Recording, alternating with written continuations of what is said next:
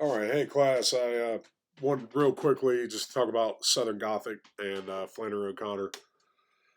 Uh, and this is going to apply. Well, the Southern Gothic applies to a lot of our works, actually. But uh, real quick, I want to give you some of the characteristics to look for Southern Gothic literature. Obviously, from the internet, you have isolation and marginalization, violence and crime, a sense of place, often rural countryside, farmhouse, house, or mansion. There is going to be some level of freakishness and the grotesque. And again, we went over the definition of grotesque before, but it means extremely strange or odd. I know a lot of people associate it with, I don't know, for some reason, blood and gore and gross stuff, but that's not actually what the word means. We also have destitution and decay, meaning decaying setting, like rotting farmhouse, or decay of social fabric, or decay of the way things used to be. Uh, we have oppression and discrimination, and kind of I added some to these kind of typically agreed upon characteristics. But Southern Gothic always has, well, I guess it does have isolation, marginalization, oppression, and discrimination. But it has outright racism. But some of the things it also has is predation, especially sexual predation, the idea of molestation, the idea of rape, and other types of violent predation like murder and beatings. And there's also going to be a lot of religion, some sin, and innocence, and so on as themes. Often, this isn't mentioned, but that does occur, especially in Flannery O'Connor, but also in other Southern Gothic. There are also like some supernatural elements, uh, but they're so subtle that you can argue whether or not they even exist. For instance, in Flannery O'Connor's Greenleaf, there's like this bull, and it ends up like killing the main character by goring her through the heart, but she sees it as God, and it's described as like a god, and it's this bull that's loose, and it gets like a crown of thorns on its forehead eventually, and an argument can be made that either that's just happenstance, or there's actually the writer intended there to be some supernatural, you know, divine element there. And the same thing can be said of, I think, Good Country People, where the Bible salesman steals the girl's fake fake leg and prosthetic leg, and it can be argued that that was the devil and the leg was the soul, but you can't really prove it. Uh, that's one of the things that often is present in Southern Gothic works, especially Flannery O'Connor. And there's also the black humor or dark sense of humor that's a little bit more in Flannery O'Connor's realm than anyone else. But I thought I'd mention that.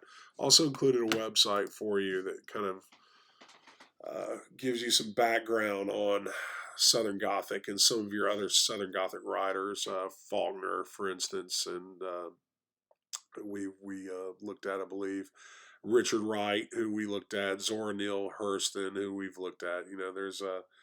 There's some of the modern guys you might recognize. For instance, Ron Rash, Cormac McCarthy. You know him from he wrote The Road and No Country for Old Men and All the Pretty Horses, which are pretty big kind of famous movies. That were made from his novels. Uh, but all right. So that's why I have Flannery O'Connor for you. That's what I want you to kind of look out for in her work. This A Good Man is hard to find. There were several to choose from. I don't know. I chose this one. It has one of my favorite phrases at all, but just kind of a good example of Southern Gothic. It takes place in the rural. There is a dark sense of humor from it. All this whole entire family, they're just a bunch of racist jerks. Especially the kind of the leader, the selfish grandmother here, takes them on this kind of joyride where they end up getting killed by this serial killer who's escaped from jail, like kills the whole family. And there's always an element I should mention in Flair O'Connor's work where you can check the boxes, you can see all the characteristics, the alienation, the racism, the oppression. There's all that stuff in there, especially when they stop and the grandmother's like super racist. At this barbecue place. Uh, but one of the things I want to point out to you, besides those characteristics, is something that Flannery O'Connor that's distinct about her work is her endings. And in her endings, there's always like a moment of enlightenment. Always a moment when the main character realizes how like crappy they are, and they have this connection where they see God or see the truth of the world or whatever.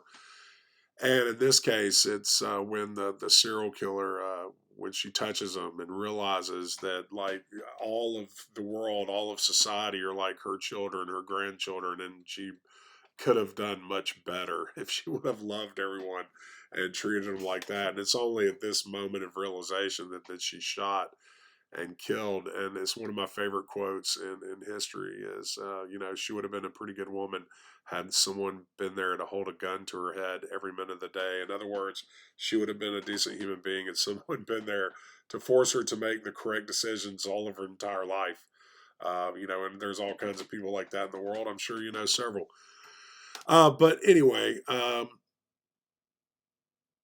the point is all of the endings of Flannery O'Connor's short stories. For instance, in Greenleaf, the one when Miss Mays, I think her name is, or Hayes, gets gored by the bull and dies. It's at that moment of her death that she realizes that there she sees God and that she's been a crappy person.